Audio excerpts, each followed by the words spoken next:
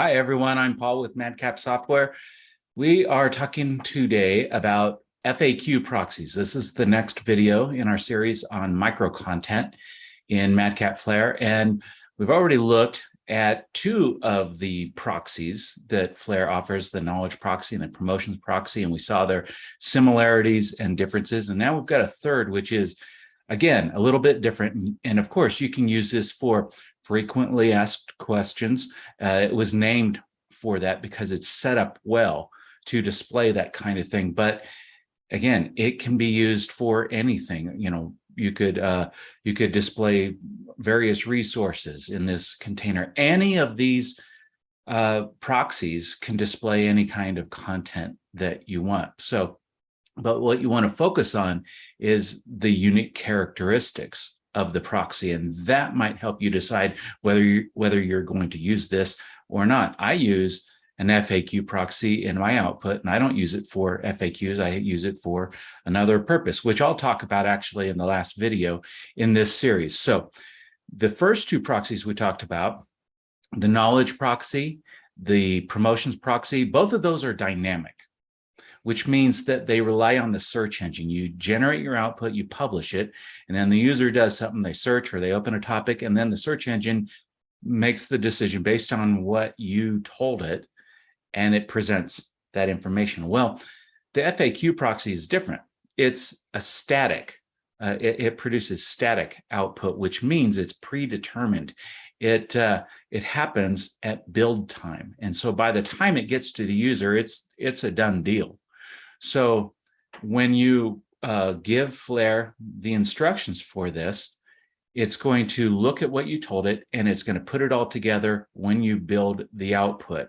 And that has certain benefits to it, just as the others have certain benefits to them. One of the benefits is because you're doing this beforehand, most of the outputs in Flare will support FAQ proxies, whereas the promotion proxy, knowledge panel, featured snippets, that's only HTML5.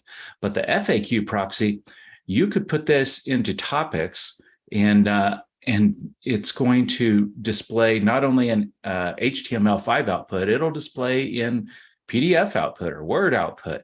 So that's a really cool aspect of this. And the other thing about FAQ proxies, I had mentioned that these other things, promotion, knowledge, those can be added not only to your search output, but the topic output as well. And we just went through some examples of those in the topic output. And in the coming videos, we'll get into the search output for those. But the FAQ proxy is really designed just for the topic output because, again, it doesn't rely on the search engine. So that's where you want to use it. We're going to walk through a couple of examples here so that you can see what it's about and what's unique about it. So maybe you'll want to use it in your own output. I think I said in the previous section that this is the 6th video. I might have said that. It's actually the 7th video, but you get what I mean. We're just kind of moving along here in this video series. And we're going to begin an example here with the FAQ proxy and inserting it into a single topic and using it for this kind of traditional use of displaying FAQs. Because previously in these last couple of videos, we just inserted these proxies into template pages with the idea that it could be used in lots of topics. And you can do that with FAQ proxies too. In fact, we will in the next example. But I also want to show you that you can insert it into a single topic. So let's actually begin by looking at our micro content. And out of all these files, I've got one set up for FAQs already. Let's open this thing. And you can see I've got questions and answers next to each one. So they're written like that as questions, which is good because the FAQ proxy, when you use it in this way to display FAQs, it's going to display by default, it's going to display the phrase first, and it makes sense if it is a question. Okay, so let's go to a topic, and we're just going to put it into the main home topic. And I'm going to scroll down here, and After this paragraph, I will add a blank paragraph right here, and we are going to go to the insert ribbon and insert the FAQ proxy right there. Okay, so far we haven't added any titles to anything, and we could have. That's fine. Let's go ahead and add one here. We can just call it FAQs, or you could do frequently asked questions, or maybe you want to know this, or whatever you want to put in as the title. Again, we're going to, for the moment, skip these fields here. And now we come down and have to make decisions about these filters. I am going to tell it that I don't want all of those other micro content files. I just want my FAQs one, micro content file, because it's set up for this. And I'm not going to use any of the others. And then down here, I'm going to tell it, hey, just display all the micro content. I do have another option, which we'll use in the next example, but in this case, I'm just thinking every FAQ in here, in that micro content file, I just want to display all of them. And you may or may not want to do that. And we'll also sort them in alphabetical order. So Flare will look at the phrases, and it's going to make sure that they are, one after the other alphabetically. Now let's click OK. It adds our proxy in here, and we can just go ahead and build one of our targets. And as soon as it's open, as soon as it's finished, we'll open it and take a look. It's all done. Let's double click it. And I'll drag it over here onto this monitor. Okay, and so we're talking about this home topic. And you just scroll down, and there's our FAQs, all listed nice and neat in alphabetical order. And so by default, the FAQs is set up to display in drop-down view mode, whereas the others might be truncated or plain text. This one is set up this way. So it's sort of reminiscent of what you see in Google search results, where you see that people also ask, and you get these drop downs in here. Each one of these has its own, has its own border. It's actually a box shadow in here, I believe. But yeah, you can manipulate the skin, and you could put it all into one rectangle instead of each one separately. And actually, in another video here where we get into the skins, we're going to go through that. Now, I want to show you one other thing, this last option that the FAQ proxy offers that the others don't. I'm going to open up the source, the page source for this. And you can see in my head tag, got all this stuff in here, and it just ends with this script file. That's all I've got. And we're going to compare that with what I do next. Let's go back to Flare. And I am going to right click on this. And you could, again, I mentioned this before, if you give it a title, it's going to put the title here in this bar, which is kind of nice if you have multiple bars, maybe in a template page, and multiple FAQ proxies or multiple knowledge proxies, and you're not sure which one is which. If you have the title, and it's going to show that in here. And then, of course, in the skin, you could hide that actually from the output, but you could use it in your bar. That's kind of nice. Right click that, edit FAQ proxy. This generate FAQ structured data. This is all about Google rich results. So in the first video in this series, I showed you Google output and how you search on something and you get all these different kinds of objects in there, including that FAQ section. Well, you can actually do that for any of your content in your project. You just need to know how to code it in your head tag, but it can take some time, and you got to research how to do it. If you go to the Google developer website, they talk all about this, how to do it. Well, what our developers have done is add this checkbox in here, and I'm going to select it. And what this is going to do is, for that piece of content, that FAQ proxy, it's going to build this structured markup for you and put it in your head tag. What does that mean? Well, now it's following Google's rules for how things have to be marked up. And when you publish this out for the world to see, and someone searches, and it matches what the structured markup has that we're going to take a look at. If there's a match there and Google likes it, they may present that as one of those rich results. Now, there's no guarantee that this is going to happen. It's up to Google. So you could click this and it never happens, or you could click it and yeah, it happens. So, but it's just a click. So it's easy to take a chance on it. So I'm going to click OK on this, save it, and let's rebuild. And it's done. So let's open it up. Once again, it looks exactly the same as it did before. But now if we view the page source, you come down here, you're going to see this new script markup in here. And this is what Flare did for you. It followed Google's instructions for setting this up. And so Google is it's going to see this. And there's a possibility that you could have created content that ends up as a rich result on a Google search page. And that is a really nice thing. Okay, one last thing I want to show you about this FAQs thing. Let's go back to our micro content file. And as I mentioned, I have all these set up as questions, and so it works really nicely. Well, there is an option in here that lets you manipulate this a little bit.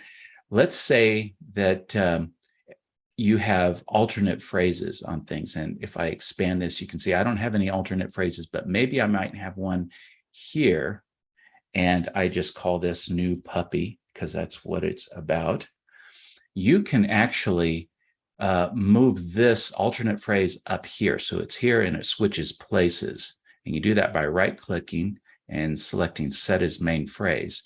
And so new puppy is, collapse this, new puppy is the main phrase. Well, Flare is going to use this, and you might not want that because it's not a nice question like the rest of these. It's just these couple of words. It doesn't make as much sense in a traditional FAQ. So if that's the case, if you find you've got some alternate phrases and you think, well, this thing would be better to present as the hotspot, the drop-down hotspot, and then this would be the body of the drop-down, you just right-click that and tell it to set as main phrase. So you can manipulate this a little bit here. Okay, so that is inserting a traditional list of FAQs into a single topic. Now we're going to do another example where we're not considering using traditional FAQs. We're going to use this proxy for something else. Let's use the FAQ proxy in a different way. So I'm thinking about this project and I'm thinking, all right, when people open up these topics, maybe on the side, I want to display some related resources, some PDF links, some video links for whatever I'm talking about.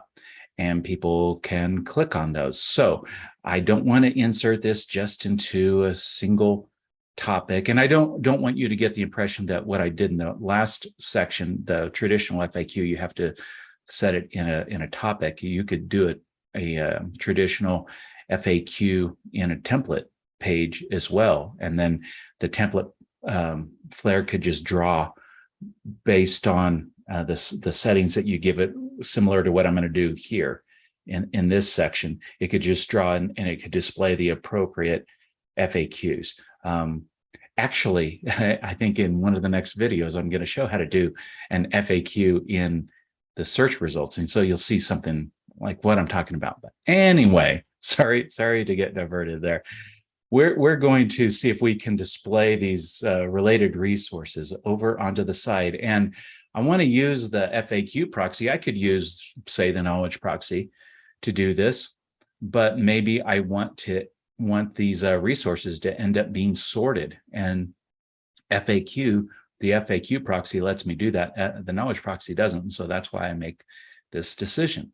First of all, let's look at our meta tags, because in this case, we're going to use meta tags to kind of help Flare direct what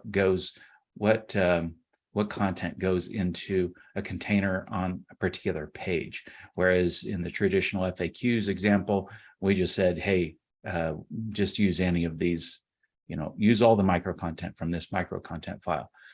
Okay, so I have this resources meta tag set created here. I'm going to open this up, and I have a couple of meta tags in here, one called PDFs, one called videos. And I just listed some meta tag values in here, PDF1, PDF2, PDF3, and then video 1, 2, 3. In the real world, I probably would have filled these. They would be the actual names of the PDFs, because then you can tell exactly what you're doing. But this is just for a demo. So I just did this. So this is what we're looking at. The names are PDFs and videos.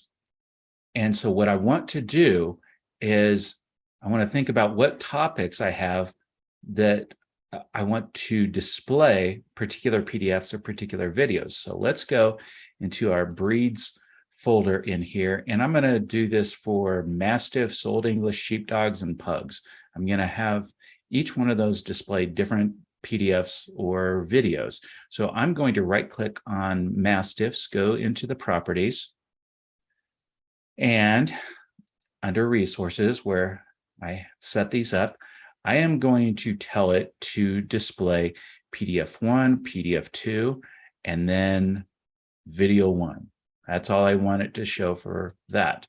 And then I go into Old English Sheepdogs, and I'm going to select different ones. I'm going to select PDF2 and video 3. And then for Pugs, I might want to display, let's see here. I'll display PDF 3, and then let's display all 3 of the videos in here. Okay, so that's set up. So that connection is made, got my meta tags, connected the values to my topics. Well, now we need to go into our micro content file. So that's another place where we need to make this connection. And we have 2 different micro content files in here for these things, PDF links and video links. And I know that I also have YouTube videos. That kind of seems redundant, but it's just to demonstrate this. So I can open this up, and you can see what I've got is just simple little links in here to PDF. And then the same thing in this video links, links to videos, first video, second video, third video. And so what I'm doing is I'm telling Flare to draw not just from one micro content file, but multiple micro content files and specific parts of those. And you could do the same thing with the other proxies. You could include multiple micro content files, but using meta tags, it can draw out just the ones that you want. So what I need to do here is I need to hook up the phrase properties with those meta tags. Now with the knowledge proxy and the promotion proxy, Flare, the search engine, is just looking at the phrases to see if there's a close match. But what we're doing here in the FAQ proxy, since it's static, is we're doing this connection for it. We are selecting properties in here, going into meta tags, going here. And so this goes with this PDF1. First PDF link goes with PDF1. And this one, you can just, you know exactly what's going to happen here. I'm going to select PDF2 and then PDF3. And then I'm going to do the same thing for the 3 videos. So a little bit of setup here, but it's allowing me to be really specific to predetermine exactly what should go into this container. And this is very similar or exactly what I am doing in my own project, which I'll show you later in another video. And the last one right there. So there, we kind of have this triangle of the topics, the micro content phrases, and the meta tags, and we have that all connected in here. Okay, so we've got that set up. Now we need to insert our proxy, and we're going to do that in this case in our template page as we did the others. So we have a knowledge proxy and a promotion proxy in here, and I'll just squeeze this one right in between. I'm going to click on that. It can be a little tricky to navigate in here between proxies. So if I know I want certain proxies in a certain order, I'll sometimes in this responsive layout create enough empty paragraphs so that I can easily insert them. Otherwise, I sometimes go into the text editor and just move the markup around. But this is going to be easy. It's just going to squeeze this between these two other proxies. So I'm going to go to the insert ribbon and tell it to insert the FAQ proxy in here. And do I want a title? Let's say that I don't. I could put something up here like resources, or if I did separate proxies for my PDFs and videos, I could have one heading be say PDFs and the other one say videos. It's up to you. All right, going to leave these things alone. And this time I'm going to go in and select specific micro content files. I'm going to select that PDF links and my video links. That's where my stuff is. And now I'm going to go into this one, filtering by topic meta tag value. And in here, you get these couple of drop downs, and it's asking you to select your meta tag name or names. And so I've got PDFs in here. All right. And then, so this one has to do with the meta tag that's hooked up on the micro content phrases that we did. And this one is pointing to the topics. What is it using? What meta tag name? And in most cases, it's going to be exactly the same thing. And so it defaults to just provide this one for you, the same thing you selected in the first field. You could potentially have a different one selected in here, but I'm just going to leave this the way it is. And then for the videos, select it like that. And again, it repeats videos over here. Okay. Now, I'm not going to sort yet. I'm going to show you first what happens when you don't. Click OK. We got our FAQ proxy in there. Let's save and let's build our output once again. As soon as it's done, we'll open it up and take a look at those topics and see what happens. It's all done. Let's double click it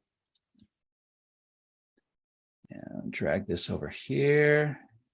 Maximize it, and let's go look at our dog breeds where we did this. Mastiffs. So we got them over here. First PDF link, second PDF link, first video link. So it's not really in alphabetical order yet. The other thing is, it's in drop downs, and that seems not ideal because people have to click that and then just click this little link, and it'd be nice if it just showed the link. Well, that's because we used an FAQ proxy. And an FAQ proxy by default is using this dropdown. But we are going to, in a coming video where we get into skins, we're going to fix this. We're going to change things that we've been building up till this time to make it look the way that we want. So Mastiffs has exactly what we told it. Old English Sheepdogs has what we told it. And so does Pugs. So lists all those in there. Let's go back into the Flare project. And let's edit that FAQ proxy. And this time, let's tell it to sort. And so even though these things are coming from different micro content files, the videos and the PDFs, I am grouping them all into one big container. It sort of looks like different containers because it's got that box shadow around each item, but it's really one container. So within that one container, it's considering everything.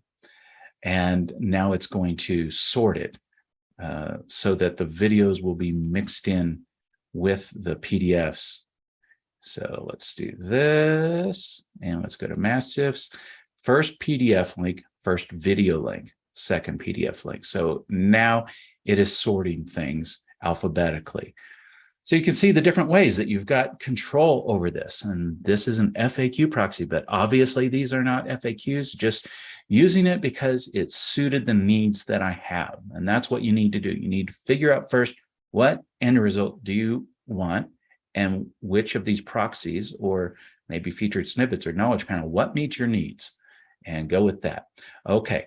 So that is FAQ proxy. And now we are going to go, actually in the next couple of videos, we're going to go back into the promotion and knowledge proxies, but we're going to put those into search results this time.